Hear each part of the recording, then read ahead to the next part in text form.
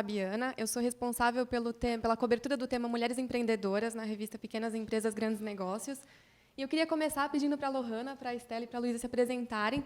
E eu vou ter a indelicadeza de pedir para elas dizerem a idade delas, já que o tema é Jovens Empreendedoras. Oi, eu sou Lohana Scapioni, tenho 24 anos, sou CEO e cofundadora do Blive, uma rede colaborativa de troca de tempo, onde as pessoas podem trocar talentos usando o tempo como moeda.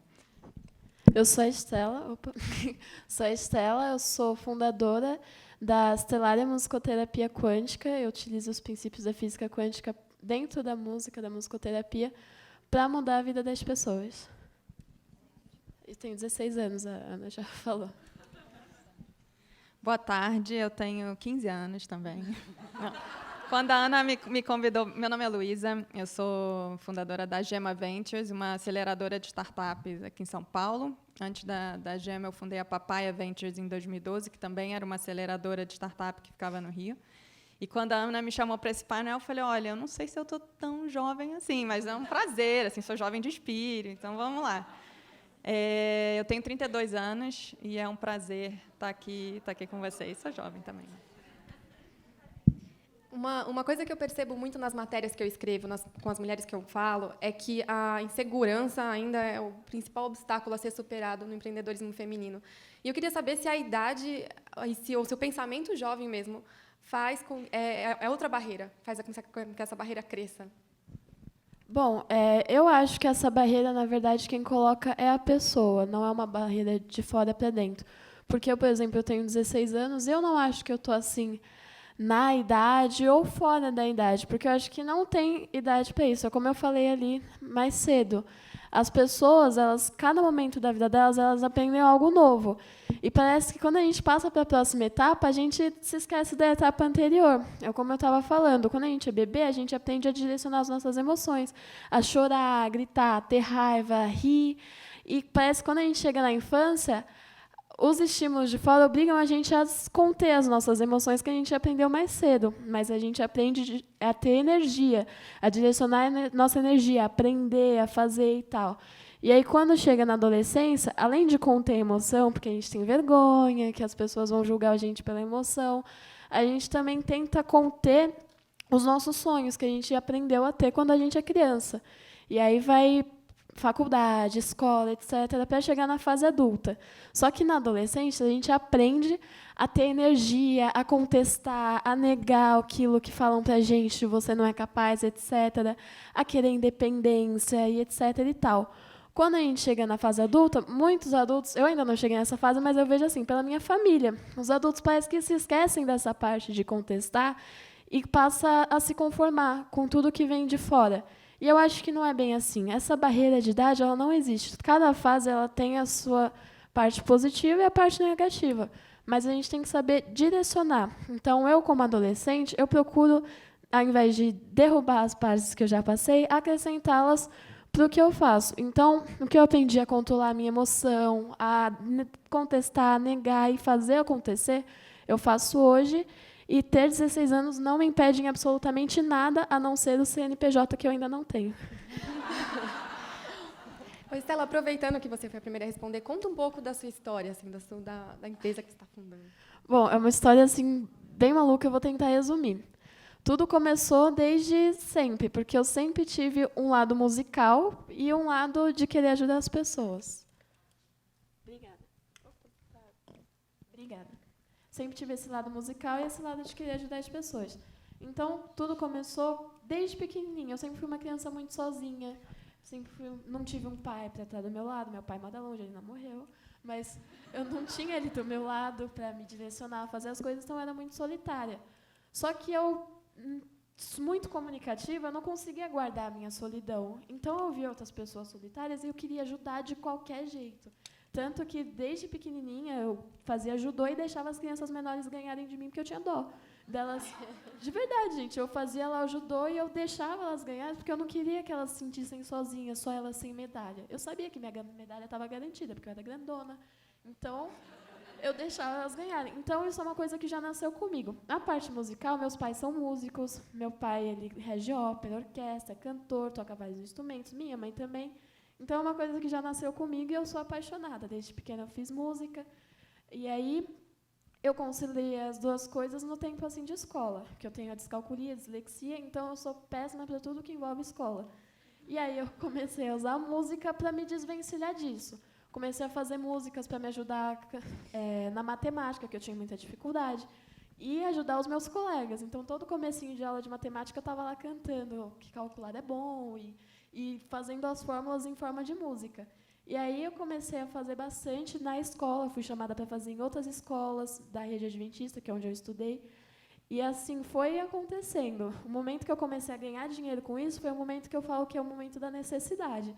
Porque a gente fala assim, não, com 16 anos não tem necessidade nenhuma de ganhar dinheiro. Tem quando você não sabe gastar dinheiro.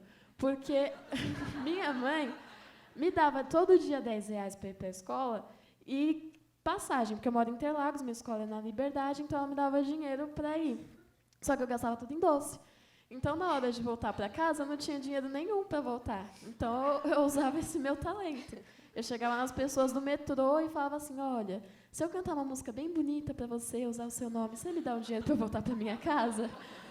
E as pessoas faziam exatamente isso, elas davam risada, mas elas aceitavam. E eu começava a compor ali na hora e foi assim que foi indo, até eu ter essa ideia de montar a Estelar, a minha empresa, e tocar isso para frente, e organizar vários temas, e fazer para empresa, escola, hospital, e por aí vai. Muito legal, Estela.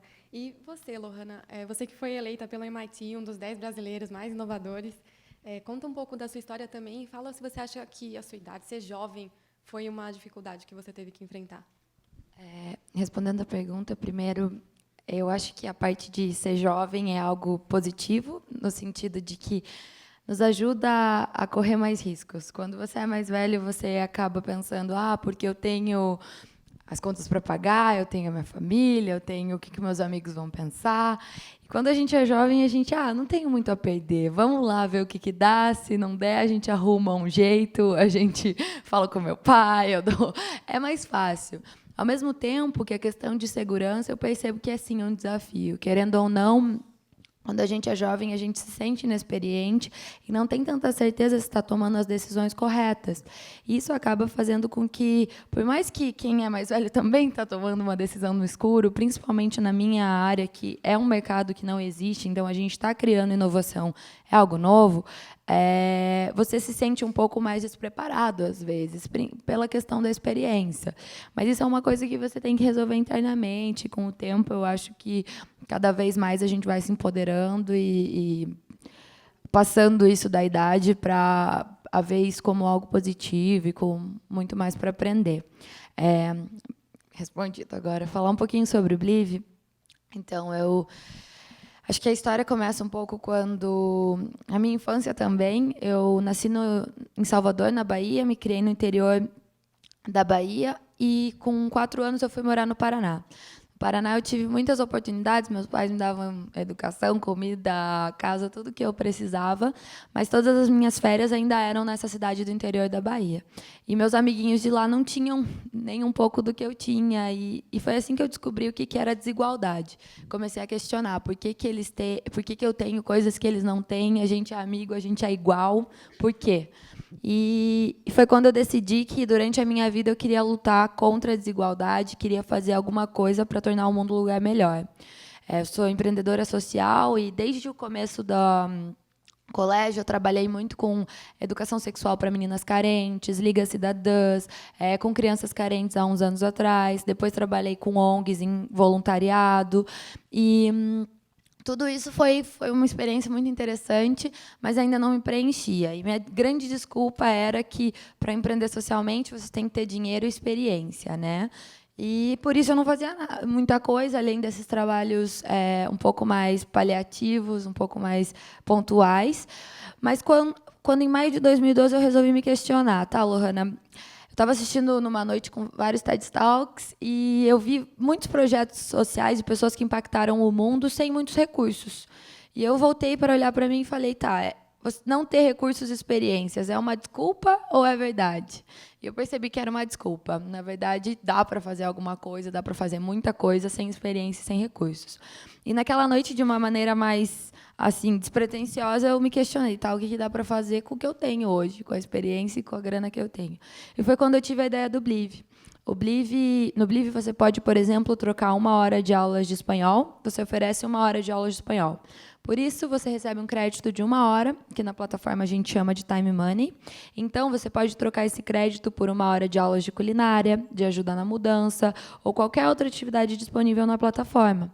Ou seja, essa foi uma forma, para mim, de criar um meio alternativo para pessoas viverem experiências quando elas não têm dinheiro, mas elas têm talento e habilidades para compartilhar.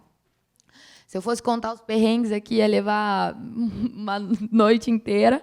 Mas, bom, foram 6 meses aí aprendendo a empreender até conseguir os recursos e fazer o Blive acontecer. Demorou muito para encontrar os parceiros certos. A forma como eu financiei o Blive foi acreditando mesmo. Eu peguei o dinheiro do estágio que eu estava fazendo. Enquanto eu fazia o Blive, eu fazia uma faculdade de Direito, de Relações Públicas, um estágio na Procuradoria da República. E daí, com o dinheiro do estágio, eu pagava os programadores, pedi para os meus pais também a grana da minha festa de formatura. Falei, olha, esse baile aí que vai rolar, pode me dar esse dinheiro, a gente faz uma coisa melhor. Peguei o dinheiro e financiei os programadores. E em maio de 2013, a gente lançou a versão beta, 1 ano depois da ideia. Em setembro, a versão final. Já em setembro, a gente ganhou a Creative Business Cup Brasil. Fomos para a Dinamarca representando o Brasil na Copa Mundial. Final do ano, também ganhei o Prêmio Jovens Inspiradores. Daí, no comecinho do ano, a gente foi aceito num programa do Reino Unido, chamado Sirius Program, onde eles escolhem 40 empresas do mundo todo para serem aceleradas no Reino Unido, com investimento, capacitação, mentorias. E acho que é isso. Tem outras vitórias, coisas boas para compartilhar. Recentemente, é uma notícia também muito legal, a gente foi investida por mulheres empreendedoras, 2 investidoras anjos. Então, também é muito legal, porque a gente vê o poder que uma rede de mulheres conectadas pode trazer. O Blive hoje tem 60 mil usuários e está em mais de 100 países. E a gente quer levar a colaboração para cada vez mais gente. Acho que é isso. Muito bom. E você, Luísa? Você que fundou agora a Gema Ventures. Você já tinha fundado a Papaya Ventures, né, que foi uma das primeiras aceleradoras do Brasil. E como foi fundar essa Gema Ventures? Conta um pouco dessa história. Sobre o tópico ainda da insegurança, eu acho que a insegurança, independente da idade, ela está sempre presente quando você vai criar alguma coisa nova, encarar um novo desafio, sair da sua zona de conforto, né? Acho que em qualquer idade. Seja você saindo do mercado corporativo e começando a empreender, já numa fase diferente, ou largando tudo para, de repente, fazer um curso que é um sonho seu, ou, enfim, indo morar fora, em outro país. Eu acho que dá sempre aquele friozinho na barriga e aquele questionamento se vai dar certo, se não vai, se vai ser legal, se não vai. Sempre quando existe essa grande... essa incerteza, né? Eu acho que as pessoas tendem a ter essa segurança. E eu acho que o jovem, pelo contrário, o jovem ele se arrisca mais, ele, como a Lohana falou, às vezes tem menos a perder e aí mergulha mais de cabeça. Eu mergulhei de cabeça 2 vezes. A primeira vez quando eu fundei a Papaya, que em 2012. Eu tinha acabado de voltar, tinha ficado 4 anos fora, eu vinha do mercado corporativo, então eu trabalhei com consultoria há muitos anos, fui fazer mestrado fora, depois morei na França trabalhando ligado a governo. E aí, quando eu voltei, eu resolvi, não, agora eu vou ser empreendedora. Eu sempre tive aquela coceirinha desde cedo, então eu fazia engenharia, mas eu tinha um lado criativo, então eu vendia vela, eu vendia álbum de foto, então eu sempre tive aquela coceirinha de empreender, mas sempre achava que tinha que ser um hobby, que eu era muito jovem. Quando eu tivesse mais experiência e mais dinheiro, então eu poderia me dar o luxo de empreender. E aí conheci gente fantástica em tudo quanto é canto do mundo e que, enfim, eu via que existia uma possibilidade de fazer realmente isso profissionalmente. E foi então quando eu voltei para o Brasil em 2011 que eu decidi mergulhar nisso de cabeça e fazer acontecer. Comecei uma aceleradora sem ter nenhuma experiência na área, então eu tinha experiência com consultoria, com gestão de negócio, com modelagem de negócios, mas nunca tinha empreendido no Brasil, nunca tinha trabalhado numa empresa de investimento, de venture capital, mas falei, não, eu vou fazer isso. E eu acho que a principal arma que você pode usar é se cercar de pessoas competentes e pessoas que vão te ajudar.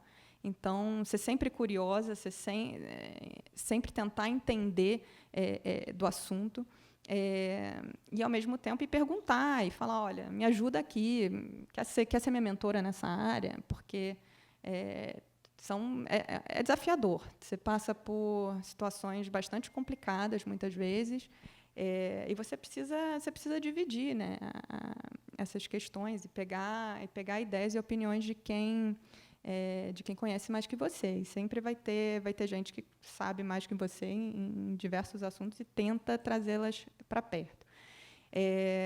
Então, foi uma delícia, super difícil, passei por grandes obstáculos com a Papaya e transformei isso, consegui sobreviver e transformei isso num negócio ainda mais sólido e mais consistente com a Gema. Então, foi realmente... a Gema foi muito importante porque foi uma superação, assim, de superação de desafios que eu tinha vivido e que eu não sabia se eu ia conseguir passar. Então, muitos momentos que você pergunta, nossa, assim, seria tão mais fácil, eu estaria ganhando tão mais dinheiro, eu estaria conseguindo dormir tão melhor se eu estivesse no mundo corporativo, né? Será que vale tudo isso? E aí, no final do dia, a resposta foi sim, vale. Então vamos lá, vamos continuar lutando. E tive a sorte e a graça de conseguir transformar isso em algo ainda melhor e mais, enfim,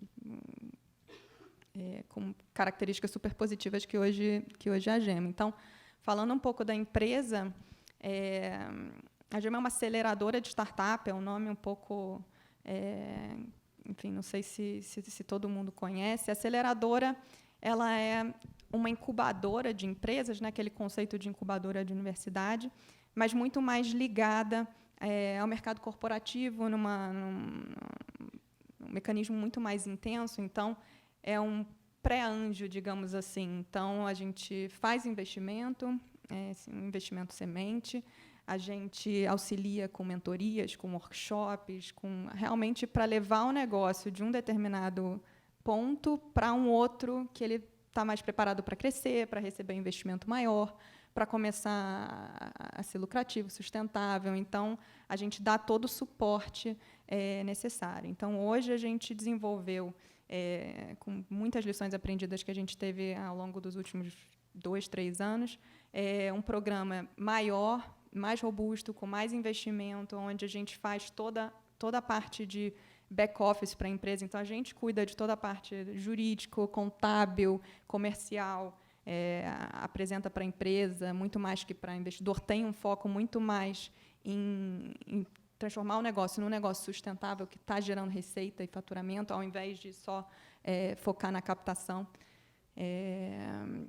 E auxiliar realmente esses empreendedores a colocarem eles num patamar que eles estejam prontos para crescer, para dominar, para ir para outros países, etc.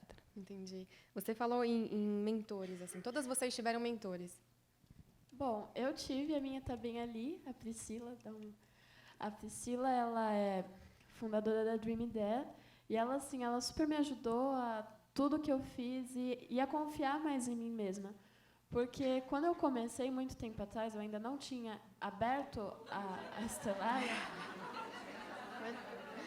Muito tempo atrás. Ah, sim.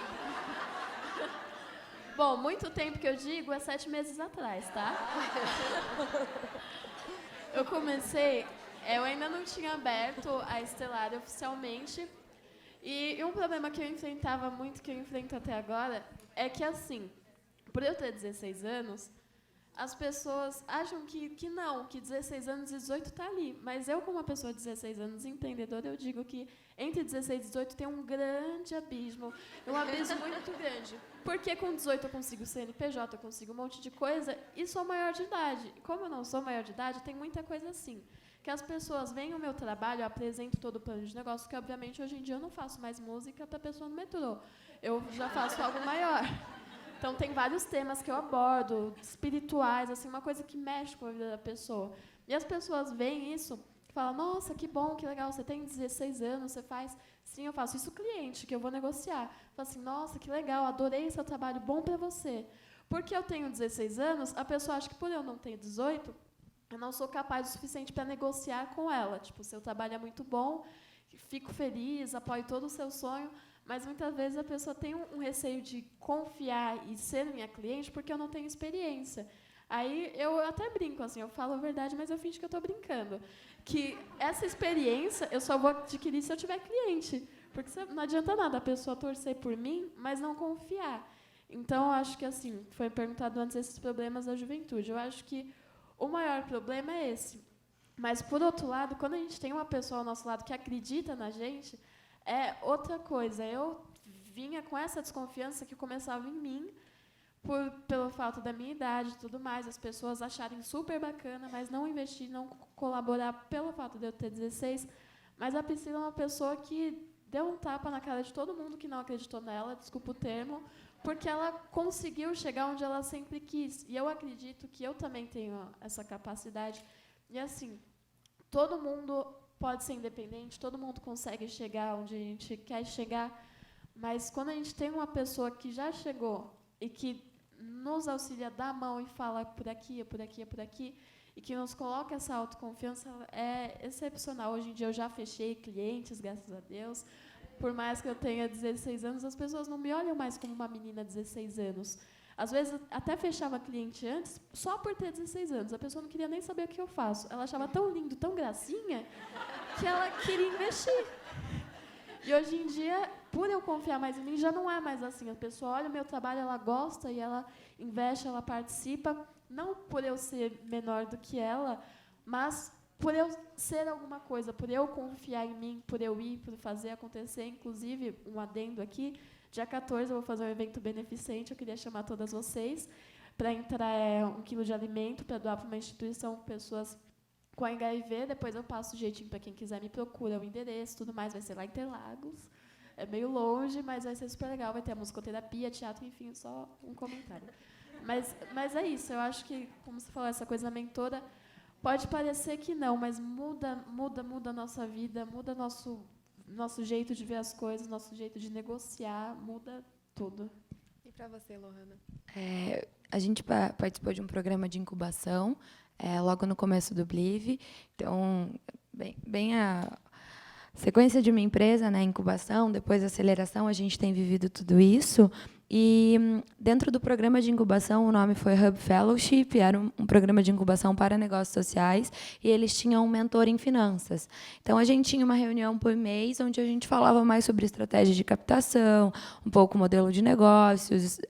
Era uma mentoria, mas era muito mais para equilibrar uma área que a gente não tinha. Então, era uma pessoa da área de investimento de impacto que trazia uma visão, o que foi algo muito positivo, porque fez a gente colocar o pé no freio em alguns momentos, ter um pouco de experiência sobre estratégia de venda mesmo, para onde que a gente vai, mercado, mas não era um relacionamento. Eu acredito que mentoria como relacionamento vai começar muito mais agora. Durante a aceleração, no Reino Unido, a gente tem também alguém que cuida da nossa conta. Então, quinzenalmente, a gente tem um board que faz reuniões para ajudar a gente na estratégia no Reino Unido, mas também não é um relacionamento. É aquela coisa de você dar um report, receber as ideias e as estratégias, né? Com esse investimento anjo, eu acredito que já vai ser mais um relacionamento, pelo fato das investidoras estarem acreditando, a gente entrar juntas. Então, o perfil delas também é de coaching. São pessoas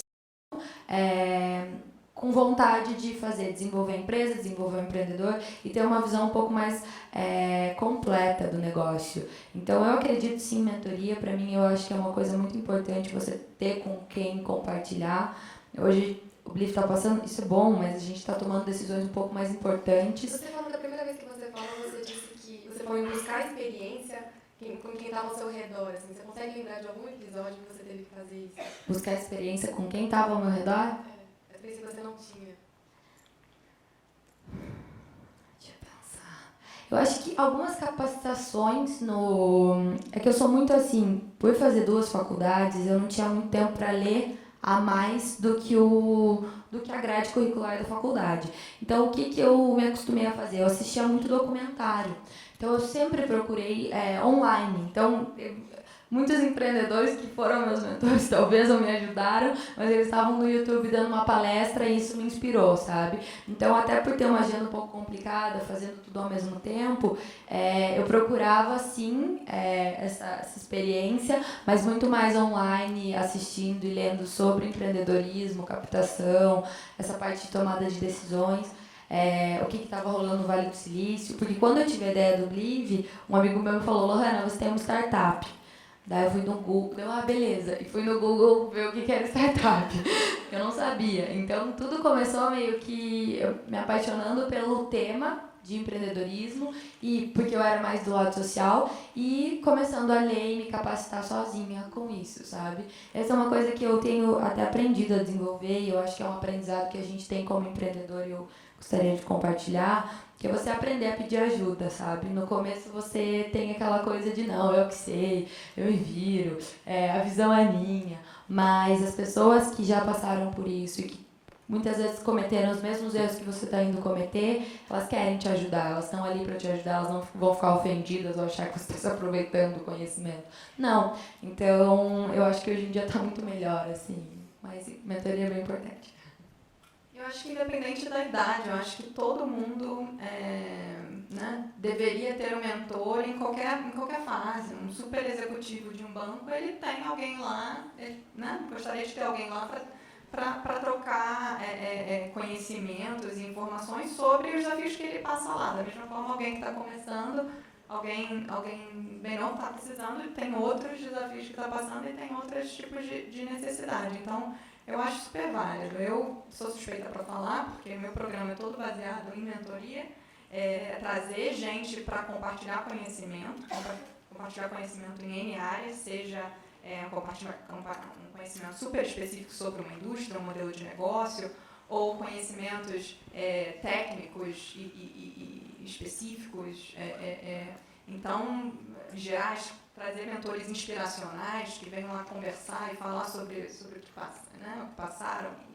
Então, tem N tipos de mentoria possíveis. E muitas vezes eu passo para mim. Às vezes estou selecionando mentores para os empreendedores, eu falo: não, peraí, você tem como? Eu quero um mentor você para me ajudar também nesse assunto. Então, eu acho que é legal você ter uma pessoa que já passou por aquilo que você ainda está passando. Você consegue lembrar de alguma história assim, na sua vivência que tenha...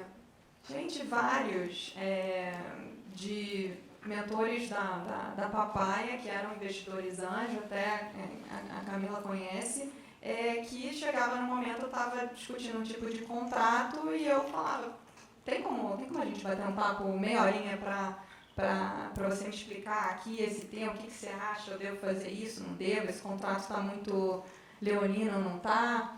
Há situações assim, num momento que eu estava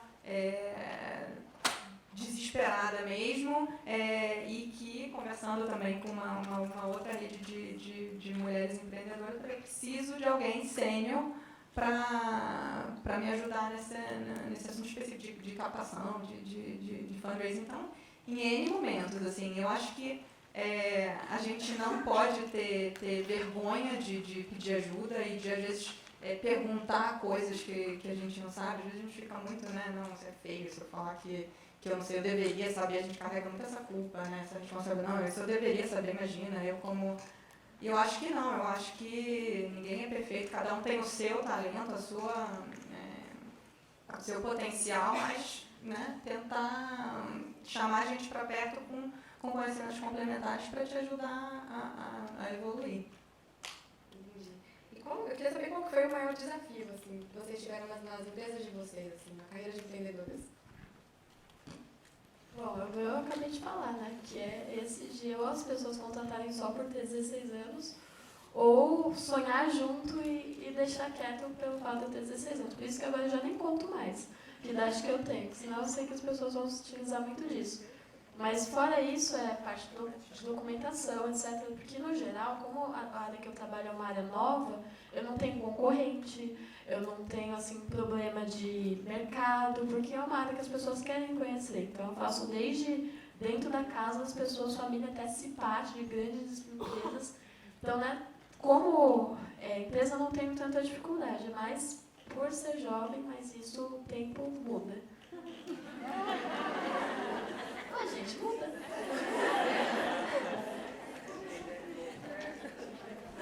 Vamos lá. Eu li na sua história você falando sobre o primeiro momento do vídeo que você buscava parcerias. Vou contar um pouquinho então dos perrengues, porque eu acho que é uma coisa legal até pra gente se inspirar juntas. Bom, o fato que eu tive a ideia, inovador, não tem ninguém, tem que fazer. Se ninguém fez, alguém tem que fazer, né?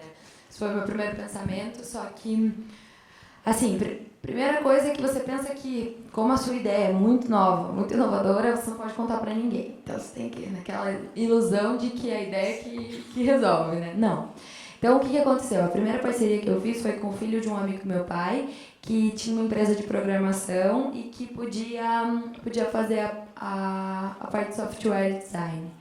E, bom, a gente já fechou as porcentagens, começou a trabalhar. Quando a gente estava trabalhando há mais ou menos um mês e meio, eu cheguei para ele e falei, olha, tem um projeto que está para sair que pode ser parecido. Vamos ficar de olho que o posicionamento de marketing deles é parecido. Ele, não? Vamos parar então o projeto. Eu falei, não vamos parar, né? Vai que não é igual, vai que... Não. Ele, não, vamos parar. Daí quando eles saírem, a gente volta se não for igual. Então, quando que eles vão sair, a gente não sabe. Paramos a parceria. E realmente saiu o projeto, não tinha nada a ver, era uma plataforma de venda de serviços. Mas, enfim, um mês e meio, voltamos a estaca zero. Daí o que eu pensei? Bom, não deu certo porque eles são empresa pequena, começaram a se apequenar, né? Vamos atrás de empresa grande que daí eu vou conseguir tirar a minha ideia do papel. Aí eu lembro que eu fiz 3 orçamentos. Fui numa primeira empresa, ela gostou da ideia, mas era pequena, o escopo era muito grande, não dava conta. A segunda empresa era de hardware, então não se interessou. Mas a terceira empresa era perfeita, assim, ela era boa, tinha posicionamento, tinha estrutura, dava para fazer. Eu lembro que foi um dia antes do meu aniversário a resposta deles. Cobraram R$150 mil mais 25% para fazer a plataforma. Se eu tinha 1% disso, eu tinha 1.500 na minha conta. Era muito. Ou seja, foi um não. E daí só que com essas 2 experiências eu aprendi uma coisa. O que era caro dentro do projeto era o programador, a parte de desenvolvimento. E foi aí que eu tive o insight de, não, então beleza, eu vou pagar o programador e eu só preciso de alguma empresa para gerenciar o projeto, entender de programação e lidar com o cara. Aí fiz uma parceria com uma empresa de um amigo meu. A gente também setou as porcentagens, deu tudo certinho e começou a trabalhar. Eles começaram a fazer o design, eu comecei a procurar o programador para eles gerenciarem. Aí também, estava um mês e meio, quase 2 meses trabalhando, começaram a atrasar. Eu, ai meu Deus, fazer uma reunião. Eles, Lohane, é o seguinte, a gente gosta muito do Bliv, mas o Bliv é o único projeto aqui da empresa que não está pagando, porque é em parceria. Então a gente vai ter que acabar deixando para trás. E daí eu, tá. Então a gente estava 5 meses depois da ideia, quase 6, e tava tudo na estaca zero, né? E daí eu me irritei e falei, não, então nem que eu estude programação, a gente dá um jeito, eu vou tirar esse negócio do papel. E foi aí que foi muito legal, porque eu encontrei o Sérgio, que foi um programador que fez um preço muito bom. Eu peguei essa grana do estágio, porque em setembro eu entrei nesse estágio na Procuradoria da República, depois de uns meses ali tentando fazer a parceria dar certo. E encontrei 2 sócios, que foi uma coisa que também fez o projeto sair do papel, que foi o Murilo e o José Henrique, que um é designer e outro é marketing. Eu não ia ter dinheiro para pagar também programador, marketing e design. Então foi uma forma que eles entraram fizeram o design da plataforma e a campanha de lançamento, estão com a gente até hoje. E o Sérgio no dia 3 de dezembro, 6 meses depois de ter tido a ideia, desenhou a primeira linha de código do Blive. Então, eu acho que esse começo foi uma época bem pegada, assim, não foi fácil, mas eu percebo que se eu não tivesse acreditado muito na ideia ou sido um pouco teimosa, talvez eu ia ter me desanimado. Mas por saber que o Blive era uma coisa boa e que precisava ser feita, eu acho que continuei lá. Eu gosto muito daquela frase que fala que as coisas dão errado até a hora que dão certo. Então, você tem que ficar até a hora que vai dar certo, sabe? É um pouco de persistência, mas foi bem complicado, assim. Chororô, a gente é mulher, a gente sabe, né? Não é fácil, mas foi legal. Eu concordo com ela muito, muito nesse ponto, porque eu acho que as coisas começam a dar certo de acordo com o que você acredita. Tanto que eu acabei de falar para vocês que enquanto eu estava com essa insegurança com a minha idade, eu estava engatinhando muito. Então, a primeira pessoa que tem que acreditar no seu projeto é você. Não tem como pedir para grandes ou pequenas empresas acreditar, sua família, seus pais, porque não adianta nada as pessoas acreditarem em você e você não acredita. Porque quando você não acredita, você não vai atrás, você não corre atrás. Você tem muito medo de fazer as coisas e não dar certo. Mas eu aprendi com a Pri que a gente tem que fazer as coisas pelo amor e não pelo medo. Então, o que ela está falando de persistir, etc., é uma coisa que eu falo sempre, não importa com quem que eu estou falando, sobre o que eu estou falando. Eu sempre uso isso, que a pessoa não pode desistir de uma coisa que ela acredita.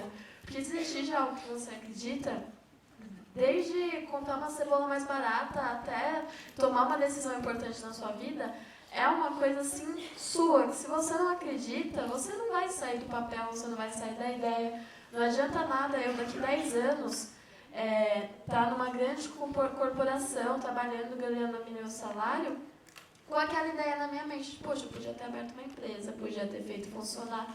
Eu acho que quando a gente tem uma ideia empreendedora, não existe barreira que não seja a gente que coloca, porque quando a gente começa a acreditar mais, a gente vê que todas as coisas começam a acontecer de uma forma que nem a gente entendeu. Eu falo por mim, que é uma forma, assim, praticamente magia, que bastou eu acreditar em mim para que o mundo também acreditasse. E eu falo mundo, não de uma forma figurativa, mas eu tenho amigos, porque eu fiz bastante intercâmbio, pelo mundo inteiro. E são amigos que não ouviam falar de mim desde que eu fiz intercâmbio. E quando eu comecei com esse empreendimento, eu vi esses meus amigos falando, caramba, eu olhei você aí na internet, eu vi você fazendo não sei o que, eu penso, de onde você veio? Eu nem lembro de você. Aí a pessoa fala, não, eu descobri você pelo YouTube, etc. Então, assim, é muito questão de autoconfiança, determinação e persistência. Porque não a gente leva, a porta na cara a gente vai levar sempre, sempre, sempre. Independente se eu tenho 16 anos ou 70, eu vou levar não, como eu vou levar sim. Só que primeiro sim, quem tem que dar sou eu, independente de onde eu estou indo.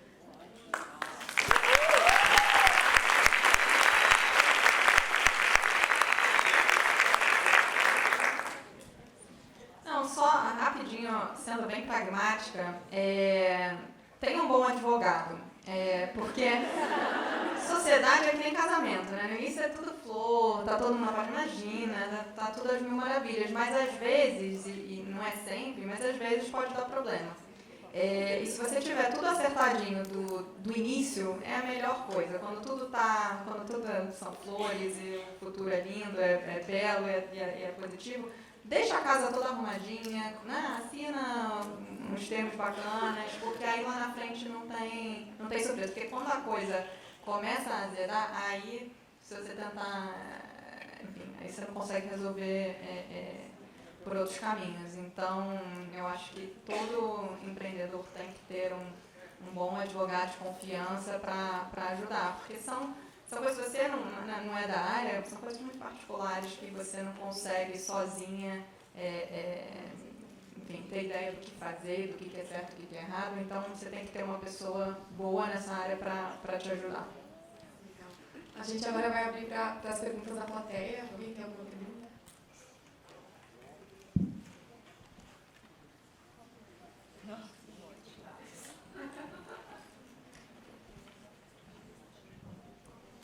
Boa tarde, obrigada às três, né, pela apresentação e por compartilhar. A minha dúvida é assim, vocês falaram sobre viabilizar, sobre acreditar, mas como eu ponho um preço na minha ideia? Quem ajudou vocês a pôr preço na ideia de cada uma? Porque duas não têm concorrente direto. Então, assim, seria uma pergunta para as três. Como você valoriza a sua ideia com relação a dinheiro? Eu acho que tem uma frase em startup que eu aprendi, eu acredito muito, é que a ideia não é nada sem execução. Então, não adianta você pôr um preço numa ideia se você não fizer, se pôr um preço no teu projeto. E o preço do teu projeto é o teu cliente, o teu mercado que vai validar, né? Você vai tentar validar aquele preço, pode falar que, sei lá, aquela água vale R$5.000, se alguém pagar é o preço. Agora, se não, provavelmente é mais barato. Então, a ideia não é hora, eu acho, de validar. É lógico, eu, por exemplo, eu era muito apegada com a ideia, principalmente porque a ideia do livro é muito nova, assim. Mas a hora, ao invés de você arrumar alguém para pagar pela sua ideia, é arrumar parceiros para fazer a sua ideia virar realidade. É buscar pessoas que vão acreditar junto nessa ideia e vão tirar ela do papel. Acho que é valorizar a ideia. Em termos de preço do produto ou serviço que você está oferecendo, você tem que entender muito se não existe comparativo no mercado, aqui, lá fora, etc.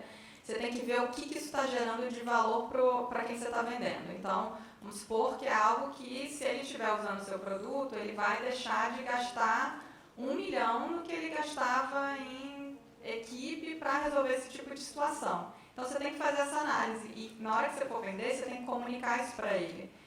Assim ele vai conseguir enxergar e esse valor que você está oferecendo. Então, se ele for deixar, independente se isso te custa pouco, se ele vai deixar de gastar R$1 milhão com aquilo, ele está feliz em pagar 500 mil pelo teu produto, entendeu? Então, você tem que sempre tentar fazer esse estudo, entender sempre muito bem quem é o seu cliente, como é que é a rotina dele, o que ele usa de ferramenta, tudo. Tenta saber exatamente o que ele faz e entender o que você está oferecendo, quanto que ele vai economizar, e aí seja financeiramente, seja uma coisa mais qualitativa, mas tentar fazer, acho que dessa forma você consegue mostrar mais claramente para ele e ele vai ficar mais convencido de comprar.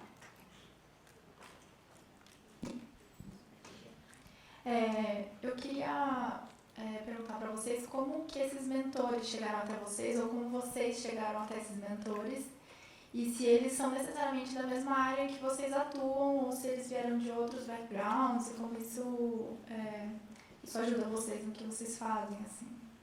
Bom, no meu caso foi super aleatório mesmo. A Priscila estava na minha casa fazendo uma maquiagem com a minha mãe, ou seja, nada a ver com musicoterapia, nada a ver com nada. E ela me contou da viagem que ela ia fazer pelo mundo, pela Europa, aliás, e eu fiquei assim super encantada e aí a gente trocou contato e eu comecei a encher o saco dela sempre. Mas pelo que eu vejo assim, não é exatamente a minha área, mas ela trabalha com coisa parecida, coaching, palestra, etc. E vai. E dentro da minha área, eu consegui mentor numa empresa que faz terapias, que não é bem a minha área, mas eu junto informações. Então, eu fiz um curso de coaching, eu vou lá e quem fez o coaching para mim, eu encho o saco dele também. Eu fiz uma terapia, ou sei lá, qualquer terapia que seja holística, eu busco essa pessoa. Então, esses mentores, eu arrumo assim, quando eu vou fazer alguma coisa, porque sentado em casa não dá para esperar que caia um mentor do céu. Então, eu vejo uma área que eu tenho interesse, vou atrás daquela área, procuro quem está direcionando e tento ajuda diretamente com a pessoa. E aí a pessoa vai me ajudando, que caminho seguir, e por aí vai. Boa tarde. Meu nome é Patrícia, eu sou coach também. Eu gostaria que a Lohane me explicasse um pouquinho sobre o seu produto. Como que você ganha dinheiro com esta empresa? O que você vende na realidade? Legal. Então, o Live é um negócio social, então a gente tem um pouquinho... É um desafio, mas é muito legal, porque entre ganhar dinheiro e mudar o mundo, a gente prefere fazer os dois, assim. E nesse sentido, um dos princípios que o Live tem é não colocar propaganda direto na plataforma. Então, a gente já teve mais de 1,5 milhão de acessos na visualizações de página do Live. Se a gente quisesse ganhar dinheiro com isso, dava. Mas a gente sempre resolveu prezar pelo princípio, o que limitava um pouco o nosso modelo de negócios. E levou um tempo até entender o que é o modelo de negócio do Live. Mas no começo desse... final do ano passado, a gente já já entendeu que as trocas aconteciam mais, as pessoas trocavam tempo melhor em clusters, ou seja, em comunidades onde elas se conheciam. E foi aí que surgiu a ideia do Believe Groups. O que é o Believe Groups? Vamos imaginar que a sua empresa tem 1000 funcionários. E você queria muito que os seus funcionários trocassem tempo entre eles. Por quê? Porque troca de tempo promove capacitação, um capacita o outro, em vez de você trazer alguém de fora, você está usando o conhecimento que está dentro da sua empresa, gera integração, você está criando uma cultura colaborativa, você pode fazer troca com ONGs. Então, tem vários valores que a gente está levando para as empresas através de uma rede de troca de tempo interna para os funcionários. Então, foi essa a nossa visão. Hoje, o nosso carro-chefe e o produto que a gente está lançando é o Believe Grupos. Ele é aplicado para empresas, escolas, universidades, qualquer organização.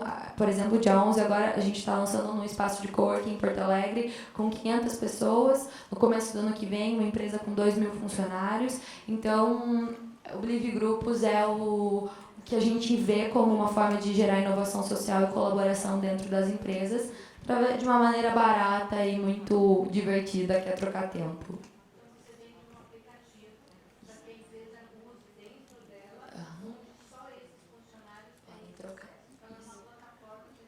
Isso, de troca de tempo dentro da empresa. BLIIVE, Believe. BLIIVE.com. Pessoal, a gente vai encerrar por aqui. Queria agradecer as três pela participação. Muito Obrigada.